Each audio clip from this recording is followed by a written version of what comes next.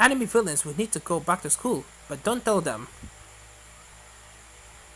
Smash Hit Anime My Hero Academia is addressing the manga's My Villain Academia arc, and that, in turn, has taken about some other anime villains, in particular some who could easily do with being sent back to school. That doesn't mean they're outright stupid, of course. In fact, everyone on this list is theoretically pretty smart, but there are some major bad guy slip-ups that get into the way of optimal civility, and really, no one should tell them, ever, because it's really entertaining to watch them be their own worst enemy.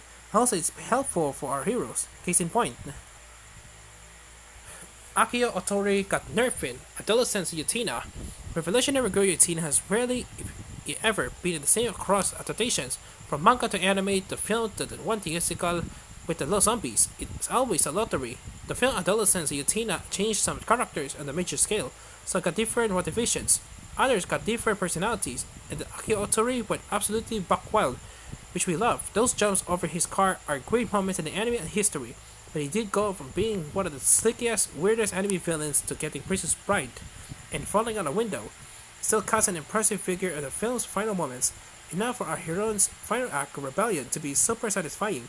And in the end, Akio in the film is more of an avatar than anything else, but boy, he's losing the fight with his TV series self.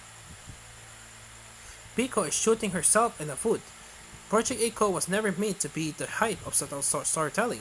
It's literally about two girls fighting over another girl in increasingly violent ways, but it doesn't have to be high art for us to love it, or for Discotheque to lovingly remaster it. That said, Biko really is her worst enemy. Biko is strong, she's got money, and she looks good in the power suit, but of course her feeling from Seiko are both her drive and her downfall.